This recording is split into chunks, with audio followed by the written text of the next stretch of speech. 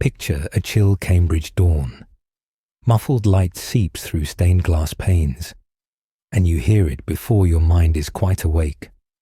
One spectral stroke of bronze, then another, measured and grave, drifting across the Magdalene College quadrangle.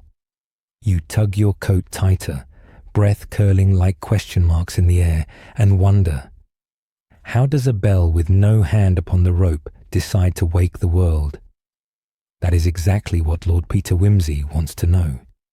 He's waiting for you beneath the shadow of the tower, monocle glinting, expression equal parts curiosity and mischief. The authorities say it is an enchanting legend, he murmurs. Yet legends seldom leave fresh footprints. He gestures toward the worn stone stair, inviting you to climb, and you do, because who could resist a mystery that opens with its own music? Inside, the tower smells of old iron and medieval dust. You tilt your lamp upward, expecting to meet a rope or a mechanism, something that could explain the self-ringing bell. But there is only the great suspended bronze, motionless, serene, as if innocent of its own tolling. Wimsey's voice drifts behind you. A century ago, the college hangman, if you'll forgive the melodrama, sealed this hatch. No one has opened it since, at least officially. You feel the weight of academic silence pressing in, as though the scholars who worship knowledge are loath to speak when knowledge refuses to obey. Wimsey flips through the college porter's log, a leather volume bristling with marginalia. Notice the ink, he says. A newer hand records the hour of each dawn in Latin, hora prima, hora secunda, followed by a single Greek letter. Why the change in tongues, do you suppose? Questions breed questions. So you follow him back across the quad to the senior combination room, where three dons nurse lukewarm coffee and centuries of rivalry. Dr. Pargeter, expert in Reformation history, looks up with eyes that flash like flint. The bell rang again, did it? Superstitious rubbish. Yet his fingers tap a nervous fugue on the tabletop. Across from him sits Professor Selkirk, mathematician and devoted cryptographer, who smiles as though every unknown is an equation begging to be solved. At the fire stands Miss Lingard, librarian, humming a Tudor madrigal under her breath. She stops when the sleuth arrives. If you want manuscripts, she says, you'll need the founder's key, and only the master keeps that. Wimsey thanks her, and, with you at his side, visits the master, a short man dwarfed by portraits of previous masters whose wigs appear loftier than any modern ambition. The key sits on his desk, like an accusation. We locked those documents away, the master confides, after the last incident. He does not elaborate, yet you catch his glance toward a small silver frame bearing the photograph of a young lecturer, stiff collar, easy smile, long ago deceased. The silence around that picture feels colder than the bell tower. Key in hand, you descend into the college archives. Shelves crowd the tunnel like pews in some subterranean church. Wimsey lifts a folio wrapped in vellum. You notice the title inked onto the spine, Campanarum Arcana, the secret of the bells. Inside, medieval charts mix Latin prayer with numeric tables. Selkirk's cryptographic instincts would feed on this, but it is the marginal note, 3 Latin sentences followed by a string of Greek letters, that arrest you. In hora ultima sonabit, you read aloud. At the final hour it shall sound. The clue hums in your mind, but another discovery crashes into the room. Dr. Pargeter lies sprawled behind a stack, head bloodied by a brass lectern. Wimsey kneels, eyes narrowed.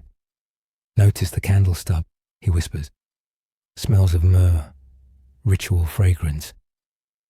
The police will shrug and mark it accidental, yet Wimsey feels the pulse of something staged. a page torn from a ceremony no one admits exists.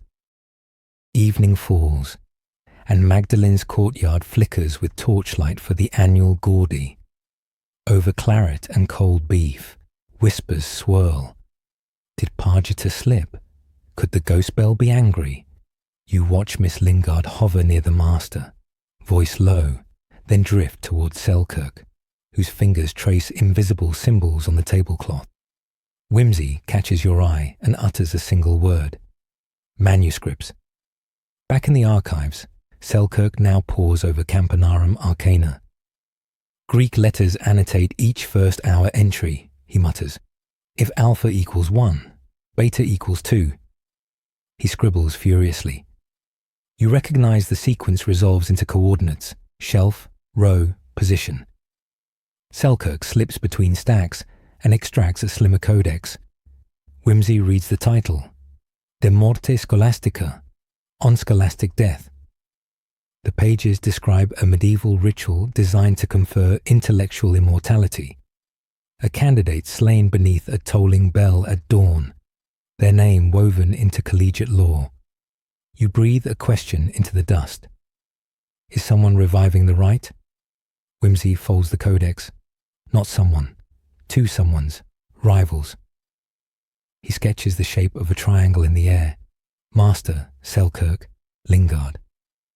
Pargita teased the secret because he thought it nonsense. Now he's a victim of his own scoff.